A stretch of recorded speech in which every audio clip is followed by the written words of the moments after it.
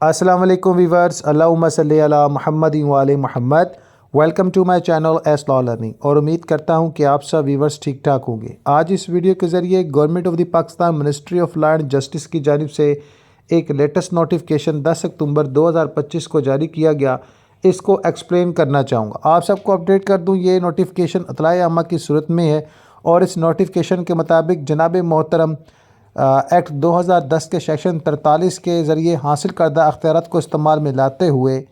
وفاقی حکومت Mr justice Muhammad Junaid Ghaffar retired chief justice high court Sindh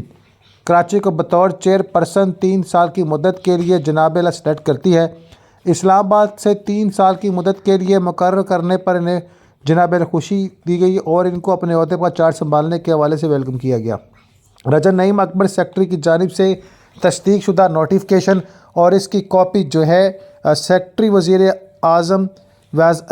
office Islamabad, additional registrar admin supreme court of Pakistan اسلام آباد،